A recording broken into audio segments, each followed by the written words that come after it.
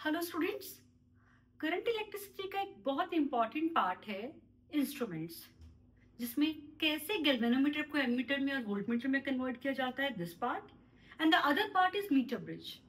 तो इस दोनों के एमसीक्यूज आज हम प्रैक्टिस करने वाले हैं। तो लेट्स स्टार्ट। तो फर्स्ट क्वेश्चन है, in an ammeter 5% of the main current passes through galvanometer, यानी गैल्वेनोमीटर से जो करंट पास हो रहा है Ig is the 5% of main current. If resistance of galvanometer is G, तो resistance of ammeter बताना है, resistance of ammeter। बच्चों, आपको मालूम है कि जब भी हम गैल्वेनोमीटर को एमीटर में कन्वर्ट करते हैं तो हम पैरेलल में रेजिस्टेंस लगाते हैं S, और S क्या होता है? Ig upon I minus Ig। तो कई बच्चे ना S निकाल के क्वेश्चन को खत्म कर देते हैं। नहीं, इसमें रेजिस्टेंस ऑफ एमीटर पूछा गया है। And what is ammeter? एक S किसके पैरेलल में लगी है? S is in parallel of G। तो मुझे ना रेजिस्टेंस ऑफ एमीटर निकालना है, ये पूरा रेजिस्टेंस निकालना है, और वो किसके बराबर आएगी? GS upon G plus S। तो ये गलती आपने नहीं करनी है कि S निकाल करके आप छोड़ दें। तो क्वेश्चन में दिया है Ig कितना है? 5% of I, 5% of I minus 5% of I, right, into में G। शाबाश। इस क्वेश्चन में आपने S की वैल्यू निकाल के इसमें पुट करनी है। क्या चाहते हो मैं सॉल्व कर दूं? नहीं बेटा, मैंने सॉल्व किया तो आपकी इन्वॉल्वमेंट 0 हो जाएगी, and it will be like a movie देख रहे हैं जैसे।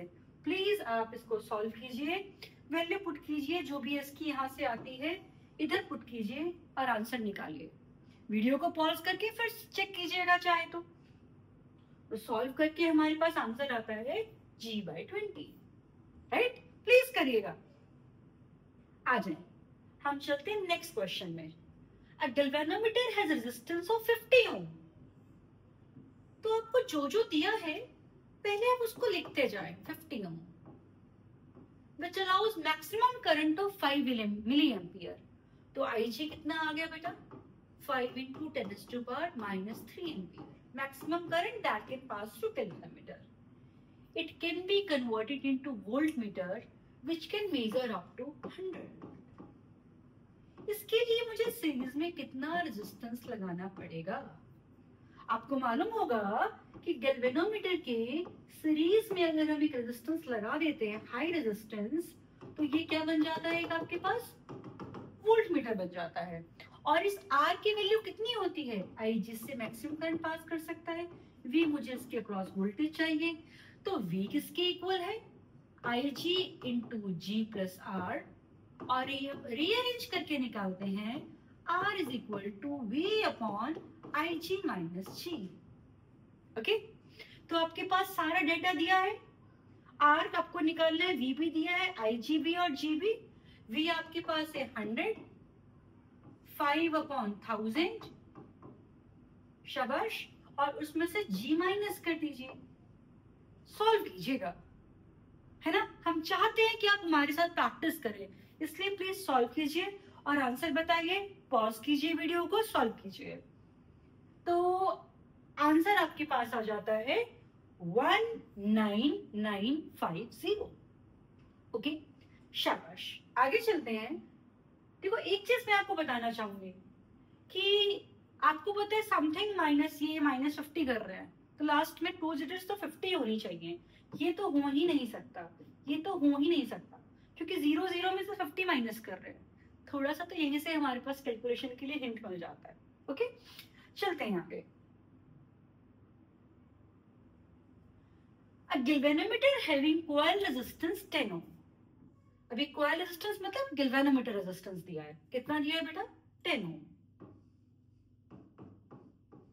shows a full scale deflection for a current of 3 milliampere। Full scale deflection को हम किससे शो कर रहे हैं? Ig 3 मिलीएम्पियर, यानी 3 into 10⁻³ एम्पियर। मुझे इसे कन्वर्ट करना है एक किसमें, एमीटर में, जिसकी रेंज है 8 एम्पियर। तो जैसे ही आप डेटा लिख लेते हो बहुत सारी चीजें आपकी सॉल्व हो जाती हैं। हमें क्या निकालना है अब, शंट रेजिस्टेंस। शंट का मैंने आपको फॉर्मूला बताया था, आई G upon I minus I जी। ठीक है, I ji 3 milli ampere, 3 into 10⁻³ मैंने पुट कर दिया। जी मेरे पास है 10। अब आई के कंपैरिजन में आई जी बहुत ही छोटा है, 8 के कंपैरिजन में 3 इंटू 10⁻³ बहुत ही छोटा है, राइट। तो क्या इसे माइनस करना है कि नहीं, चेक करके देखेंगे। 8 क्या बहुत ऑप्शन क्लोज है हमारे पास, आई थिंक हम इसको इग्नोर कर सकते हैं। हम इसको 8 अगर कर दें, क्योंकि 8 minus 3/1000 is very very small, हम इसको इजीली इग्नोर कर सकते हैं। तो हम इसको लिख सकते हैं 3/8 इंटू 10⁻², राइट। सॉल्व करेंगे, आपके पास आंसर आएगा, सॉल्व कीजिएगा। आईजी को तभी इग्नोर कर रहे हैं, देखा 3/1000 0.003, इसके कंपैरिजन में बहुत ही क्या है, कम। पिछले वाले क्वेश्चन में ऐसा नहीं था, जो हमारा फर्स्ट क्वेश्चन हमने किया था उसके अंदर ऐसा नहीं था। सॉल्व करके आपके पास ये अच्छा सा आंसर आ जाता है 3.75 इंटू 10⁻³ ओम। शंट रेजिस्टेंस हमेशा बहुत छोटी होगी, बहुत छोटी छोटी, ओके। नेक्स्ट क्वेश्चन बड़ा अच्छा क्वेश्चन है। कहता है कि गैल्वेनोमीटर में करंट 25 से 5 डिवीजन आ जाता है। गैल्वेनोमीटर में जो करंट है वो 25 डिवीजन से 5 डिवीजन आ जाता है। अगर इसके पैरेलल में मैं एक शंट लगा देता हूं 24 ओम की, ओके। यानी करंट जो भी पास हो रहा था आई, उसका केवल यहां पर कितना पास हो रहा है बेटा, I/5, 1/5। यहां से कितना पास हो रहा है, 4I/5, राइट। अब आपसे पूछा है गैल्वेनोमीटर की आप रेजिस्टेंस बताएं, ठीक है। आपको क्या बतानी है, रेजिस्टेंस ऑफ गैल्वेनोमीटर कॉइल। तो बहुत साधारण सी चीज है, ये जो इसकी क्रॉस वोल्टेज है वही इसकी क्रॉस वोल्टेज है। तो 4I/5 into 24 is equal to क्या आ जाएगा, I/5 इंटू में जी। दोनों पैरेलल में है ना, दोनों के क्रॉस वोल्टेज क्या होगी बच्चों, सेम। तो I/5 से I/5 कैंसिल हो गया और जी हमारे पास आ गया कितना, 96 ओम, राइट। क्लियर है मेरी बात। आप इसे एक और तरीके से कर सकते थे, कैसे, आप फॉर्मूला लगा सकते थे S is equal to IG upon I minus IG, okay, right. तो आपको IG को क्या पुट करना होता, I/5, I माइनस I/5, और यहाँ पे IG इग्नोर नहीं होता, I/5 into G, I minus I/5।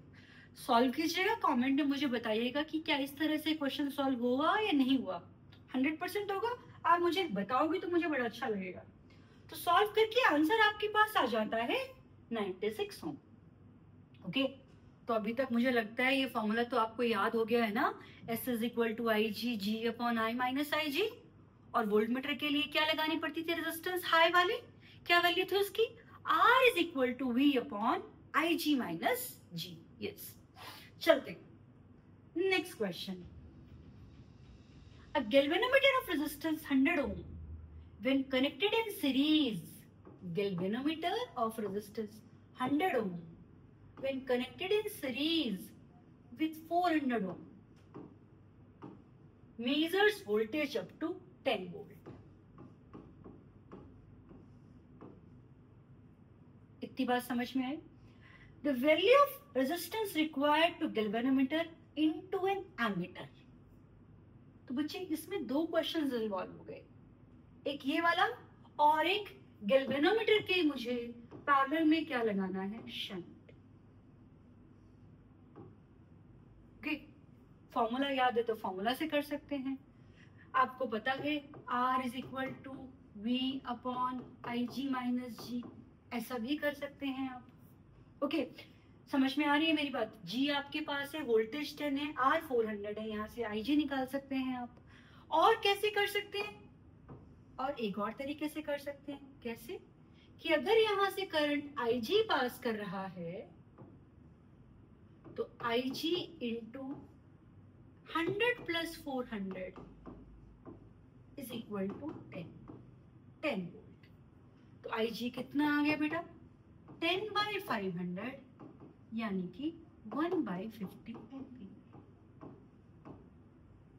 Right? तो जैसे आपको अच्छा लगे ऐसे, या फिर R is equal to V upon I G minus G से, दोनों ही इक्वली गुड है। अब मुझे क्या निकालना है? S के लिए फॉर्मूला है I G upon I minus I G. Okay, I G कितना है मेरे पास? आई जी आया 1/50। कैपिटल जी मेरे पास आता है, क्वेश्चन में दिया हुआ है 100।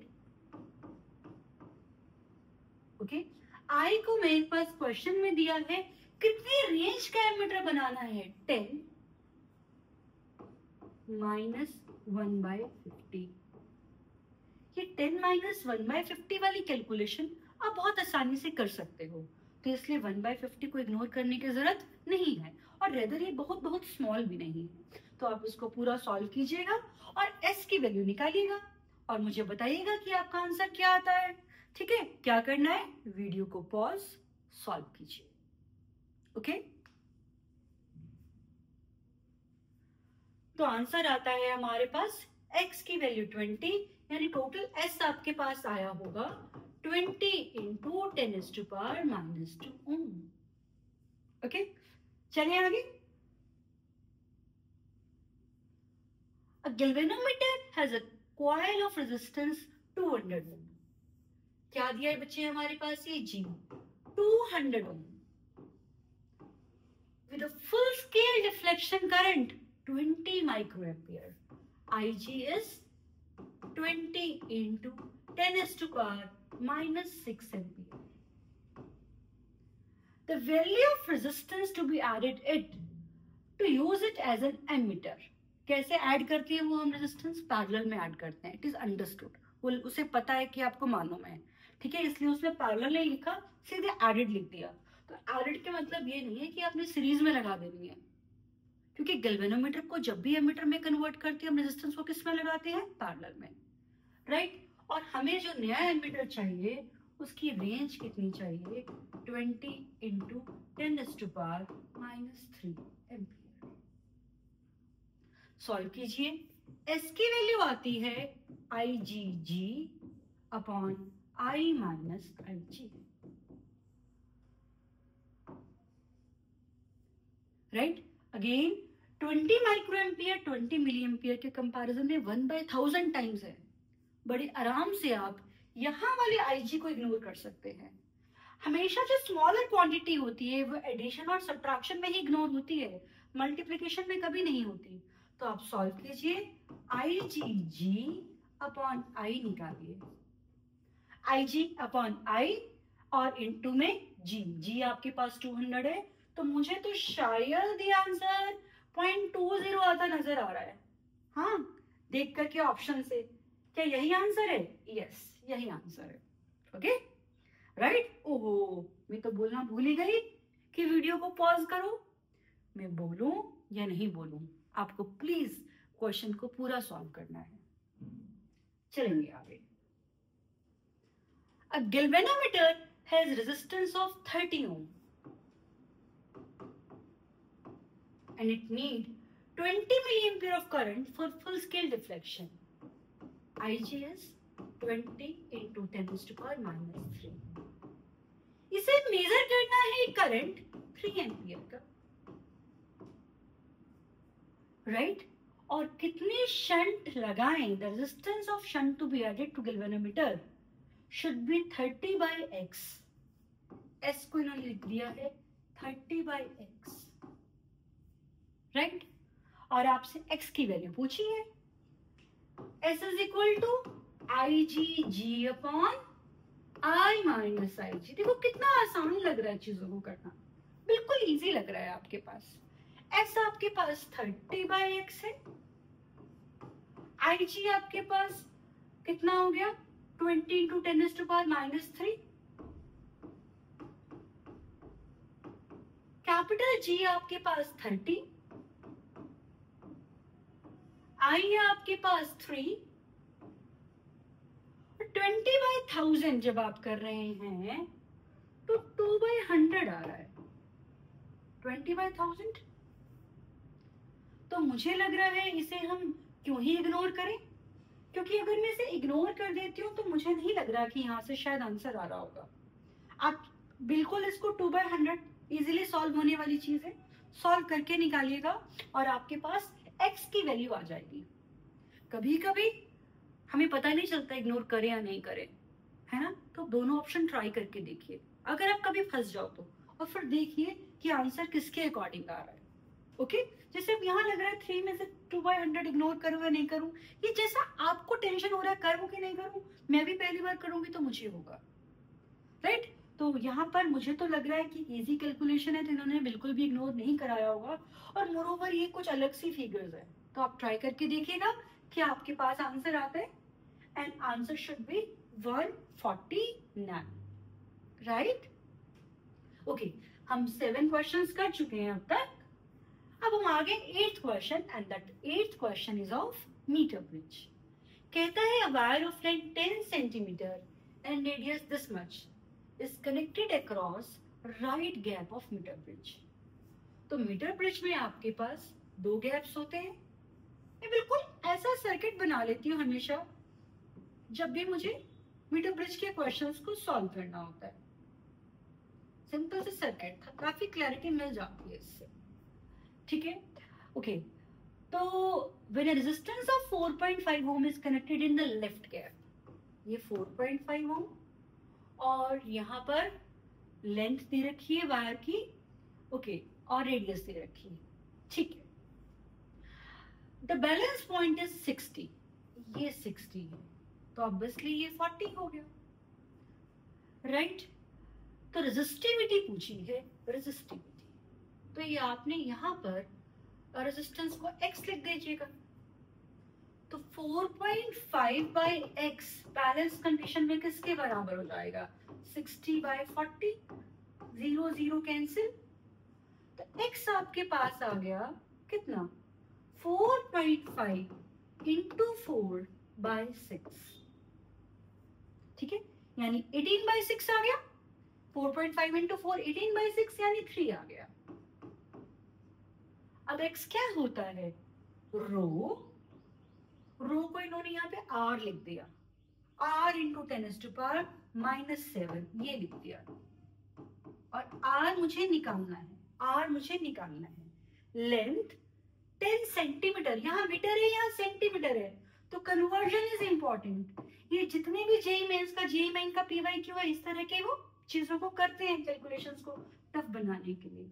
रो L बाय A, अब यहाँ इन्होंने थोड़ा सा हमारे पर दया दिखाई है कि एरिया आप लेंगे πr² 22/7 × √7 × 10⁻⁻4 का स्क्वायर, है ना।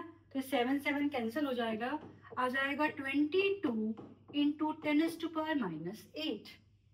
ओके, तो आपके पास एरिया कितना आ गया बेटा, 1/22 × 10⁻⁸। ओके, आर आ गया, ये पूरा का पूरा आपके पास रो है, ये लेंथ है, और अपॉन में आ गया area, it is equal to 3, okay. तो मेरा एज ए टीचर काम है आपको रास्ता दिखाना कि हाँ इस तरह से क्वेश्चन को किया जाएगा, बट कैलकुलेशन का पार्ट जरूर आपको कंप्लीट करना है, ओके। तो it's a beautiful question, resistivity निकाल रहे हैं, और ये एक प्रैक्टिकल का भी पार्ट है।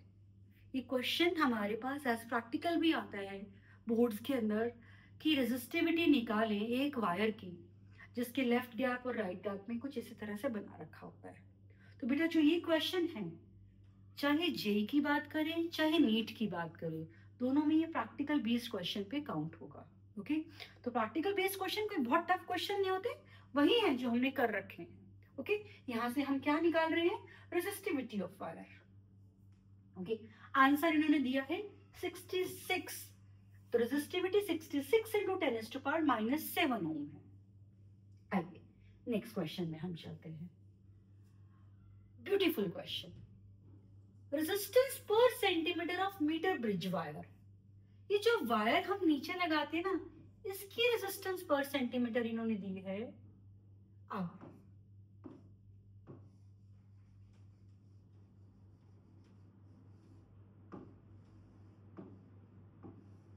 ओके डन, और बैलेंस लेंथ कह रहा है 40 आ रही है। कब, जब हमने एक्स रेजिस्टेंस को लगाया लेफ्ट गैप में और राइट गैप में लगाया हमने 25 ओम का resistance. Now wire is replaced by another wire, इसकी जगह कुछ और लगा दिया, तो बैलेंस लेंथ में क्या चेंज होगा, न्यू बैलेंसिंग लेंथ क्या होगी। बेटा ये समझने की बात है कि जब हमने ये मीटर ब्रिज की डेरिवेशन की थी ना, तो बेसिकली क्या किया था, अगर यहाँ R1 यहाँ R2 सपोज करो x/25, वो किसके बराबर थी, रो L1 अपॉन एरिया रो L2 अपॉन एरिया, L2 मतलब 100 - L, तो एरिया और एरिया कैंसिल हो जाता था, रेजिस्टिविटी कैंसिल हो जाती थी। इसका मतलब बैलेंस लेंथ ना तो इस मटेरियल की रेजिस्टिविटी पे डिपेंड करती है और ना ही उसकी थिकनेस पर।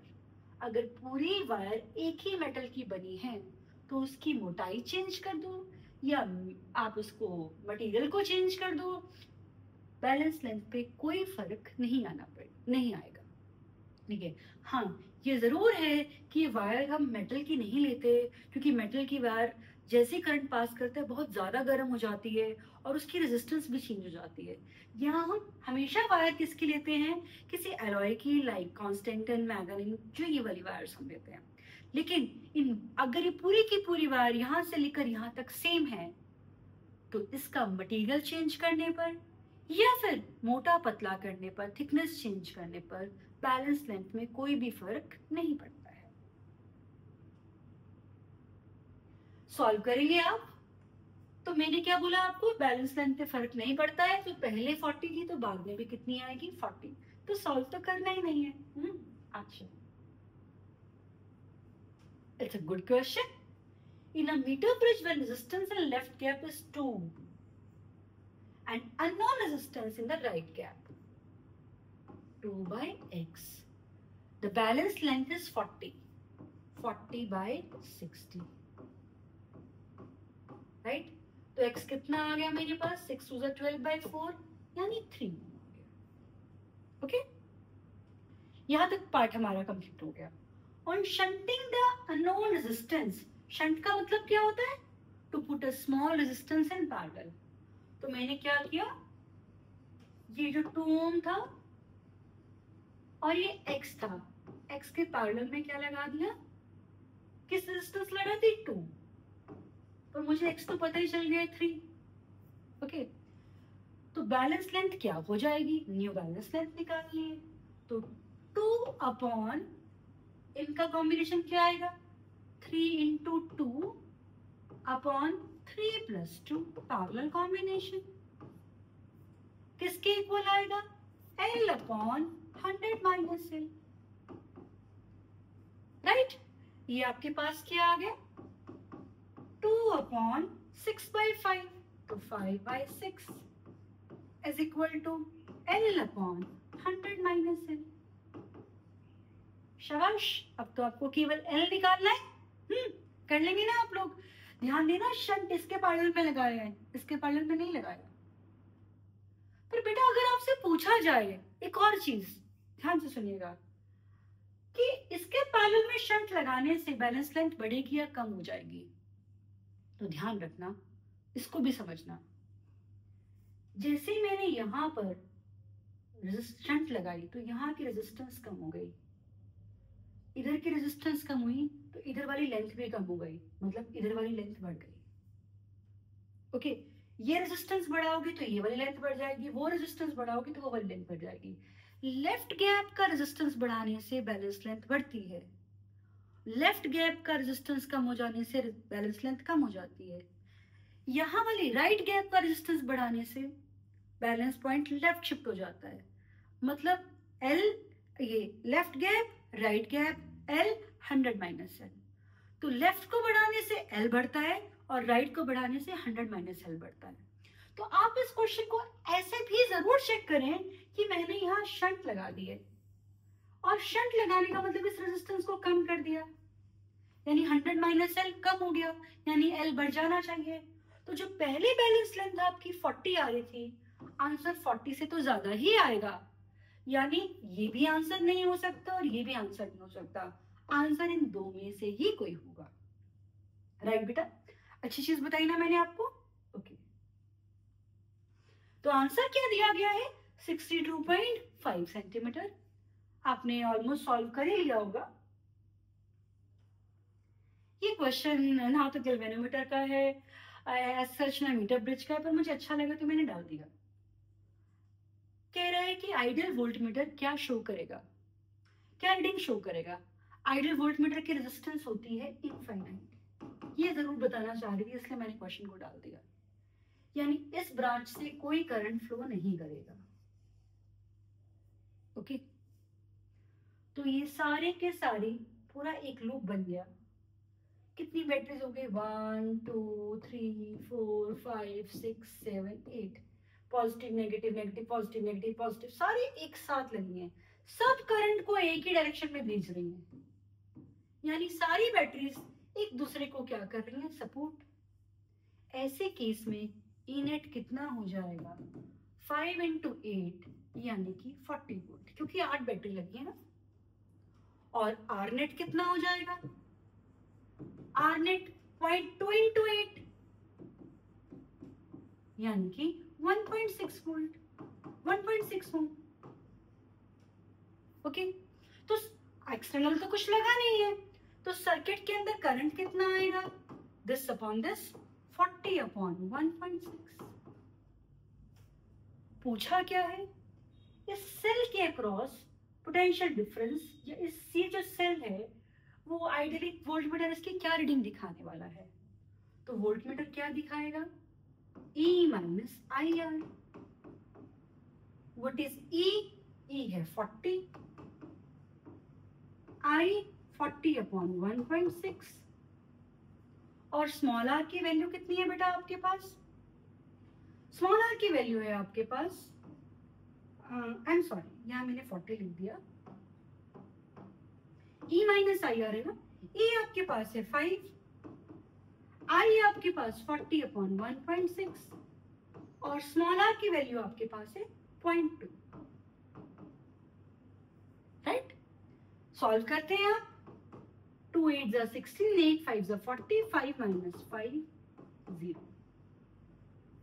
तो कितना वोल्टेज शो कर रहे हैं, 0।